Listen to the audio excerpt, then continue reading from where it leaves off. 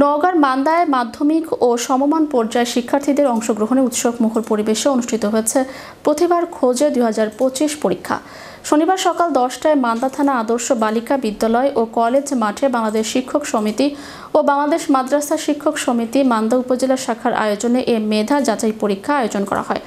অনুষ্ঠানের মঞ্চে টানানো ব্যানারে জীবনের জন্য চাই সুস্থতা, সমাজ বিনির্মাণে সততা এবং তথ্য প্রযুক্তির যথাযথ ব্যবহার, উৎপাদনমুখী শিক্ষা ব্যবস্থার পূর্ব শর্ত স্লোগান ধারণ করে 30 মিনিটের পরীক্ষার মাধ্যমে শিক্ষার্থীদের মেধা যাচাই করা হয়।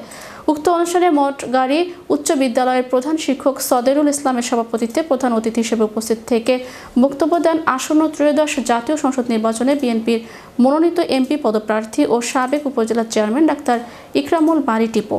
তিনি বলেন, শিক্ষার্থীদের সুশিক্ষা, নৈতিকতা ও দক্ষতা অর্জনের মধ্য দিয়ে এগিয়ে যেতে হবে।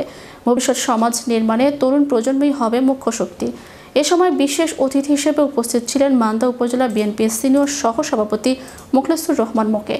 আয়োজক সূত্রে জানা গেছে, প্রতিভার খোঁজে 2025 পরীক্ষায় মোট 371 জন শিক্ষার্থী অংশ নেয়। পরীক্ষায় সেরা 13 জনকে সম্মাননা ক্রেস্ট, বই ও কলম প্রদান করা হয়। বিভিন্ন প্রতিষ্ঠানে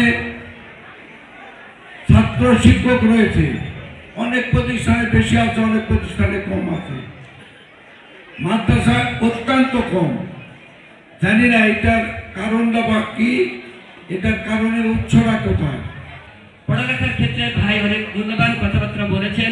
আমিও বলবো যে পড়ালেখার মান এখন উন্নীত করতে হবে, সেটা স্কুল হোক, মাদ্রাসা হোক। বিশেষ করে মাদ্রাসার ক্ষেত্রে আমি বলবো, এখানে মাদ্রাসা শিক্ষক সমিতির নেতৃবৃন্দ রয়েছেন, বিভিন্ন প্রতিষ্ঠানের শিক্ষক মন্ডলী রয়েছেন।